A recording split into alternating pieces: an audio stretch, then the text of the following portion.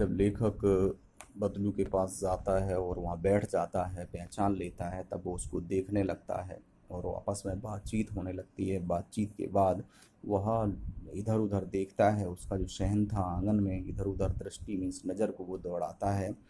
न तो मुझे उसकी मछिया ही नज़र आई और ना ही भट्टी। तब वो देखता है ना उसकी वो मछिया जिस पर बैठ कर के वो चूड़ियाँ बनाया करता था, और ना ही भट्टी में जहाँ वह लाख पिघलाया करता था। दोनों चीज़ें उसे दिखाई नहीं दे रही थीं।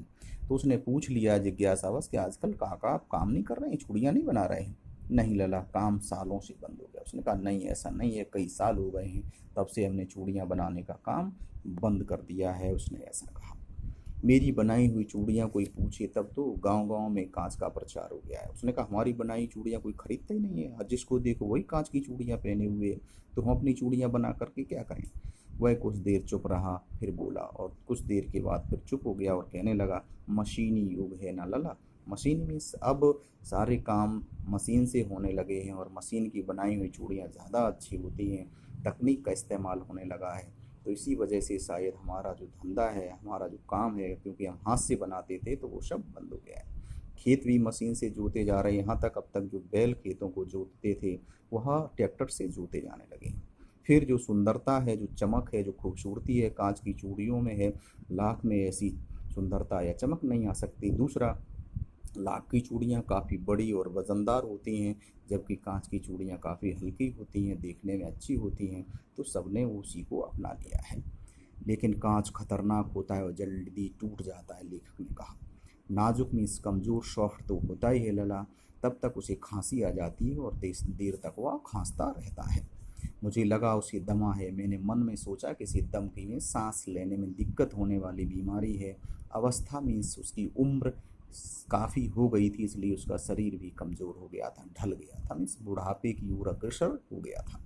उसके हाथों पर और माथे पर नसें उभर आई थीं। उसके हाथों पर देखेंगे तो नसें निकल आई थी, माथे पर देखेंगे तो वहाँ भी नसें आई थी। तो ये वृद्धावस्था की सूचक हैं कि इसने इसको यानी बदलू को वृद्धावस्था ने घेर लिया है।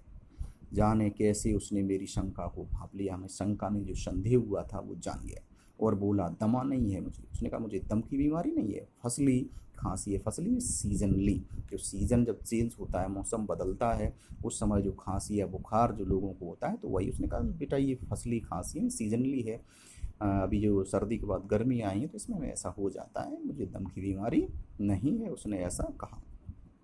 यही महीने 2 महीने से आ रही है, लगभग ये महीने 2 महीने से आ रही है, और मुझे लगता है कि 10-15 दिन और होगी, उसके बाद ये ठीक हो जाएगी। मैं चुप हो गया। लेखक था वो चुप हो जाता है। मुझे लगा इसके अंदर कोई बहुत बड़ी व्यथा छुपी है। व्यथा मीन्स परेशानी, कष्ट। अब लेखक को लगा इसके अंदर वाकई में कोई बहुत बड़ी समस्या है जो अपने अंदर छुपाए हुए है। मैं देर तक उसके बारे में सोचता रहा। इस मसीह उसके बारे में सोचा, और उसके उसके बाद हमने सोचा क्या कि इस मशीन युग ने कितने हाथ काट दिए। कि मशीनी जो यांत्रिक युग आ गया है, इस यांत्रिक युग ने कितने सारे व्यक्तियों को बेरोजगार कर दिया है। कुछ देर फिर शांति रही, फिर शांति होती है उन लेखक और बदलू काका के बीच में। यही मुझे अच्छी नहीं लगी और मैंने उस शांति को भंग करते हुए कहा, आम की फसल कैसी है? आम की फसल के बारे में उसने जाना कि आम हैं वो तो खूब अच्छे से आए होंगे, ठीक ठाक भी होंगे। कुछ देर पश्चात मैंने बात का विषय बदलते हुए पूछा, क्योंकि जो बीच में जो व्यवधान आ गया था, शांत हो गया था, कुछ बता नहीं रहा था, तो मैंने इसलिए टॉपिक को थोड़ा चेंज किया। अच्छी है लला, बहुत अच्छी है, उसने लहक कर उत्तर दिया। लहक कर मीन्स प्रसन्न होकर। उसने कहा हाँ हाँ, अरे जो हमारे आम की फसल है वो बहुत ही अच्छी है। लहक कर मीन्स प्रसन्न होकर के उसने जवाब दिया। फिर उसने अपनी बेटी को अंदर से आवाज़ देता है, बुलाता है, अरे रज्जो लला के लिए आम लेकर आओ। यानी उसकी बेटी का नाम क्या था? रज्जो था। उसने आवाज़ लगाई, अरे लला इनके लिए बढ़िया मीठे मीठे चुने हुए सेलेक्टेड आम लेकर आइए।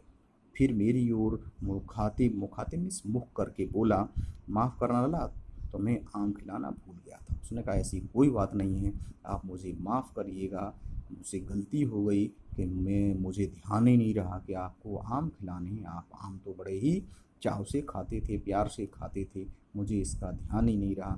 लेकिन फिर अपनी बेटी को बुला कर के वो बढ़िया मीठे रसीले आम आम लाने को कहता है। नहीं नहीं काका, आम तो इस साल बहुत खाए। लेकिन लेखक जो है वो फिर मना करने लगता है कि नहीं नहीं काका, रहने दो, बहुत सारे आम हमने खाए हैं।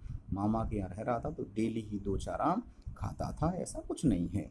वाह वाह, बिना आम खाए कैसे जाने दूंगा तुमको। जो बदलू था वो भी कह रहा, ये कोई बात थोड़ी, आप यहाँ आए और बिल्कुल आम खा के ले जाएं, ऐसा नहीं हो सकता। और हम आपको बिल्कुल भी बिना आम खाए यहाँ से जाने नहीं दूंगा, आपको हमारे आम खाने ही पड़ेंगे। तब तक उनकी जो बेटी थी वो आम लेकर के आ जाती है।